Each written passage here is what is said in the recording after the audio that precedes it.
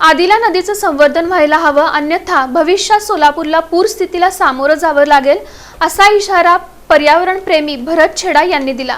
आदिला नदी की नाला यावर सध्या जोरात चर्चा सुरू असून महापालिका प्रशासन ब्ल्यू लाईन आणि रेड लाईन आखण्याची तयारी करत असतानाच काही बांधकाम व्यावसायिकांनी ही नदी नसून नालाच असल्याचं सांगत आंदोलनाचा इशारा दिला आहे।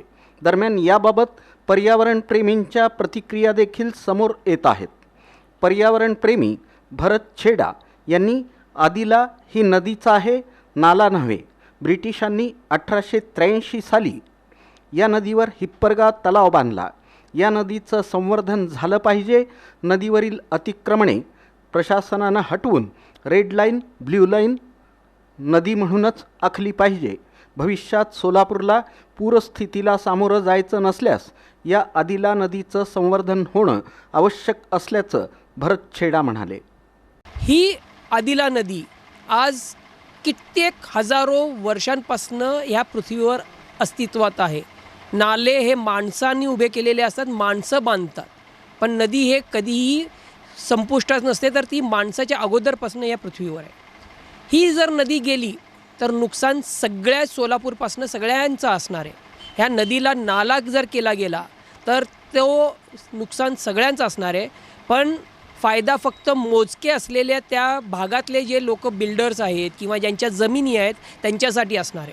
म्हणून ह्या क्षेत्राला नदीचाच क्षेत्र घोषित व्हावा, ब्ल्यू लाईन रेड लाईन व्हावी आणि भविष्यात येणाऱ्या नैसर्गिक संकटापासून ही नदी माणसाला सोलापूरकरांना वाचवे।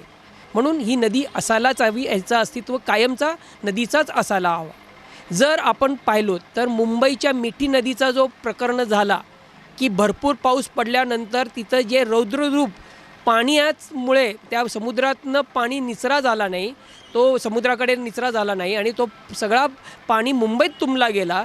हे सोलापूरला व्हायला वेळ लागणार नाही, हे मागच्या पावसाळ्यात आपण अनुभव घेतलेला आहे। त्यामुळे ह्या नदीला सर्वात महत्त्वाचं म्हणजे आपण रिस्पेक्टफुल, आपण जसं गंगेला, यमुनेला, गोदावरीला जे आदर देतो तेच ह्या आदिला नदीला आदर दिला गेला पाहिजे, सोलापूरकर म्हणून दिला गेला पाहिजे।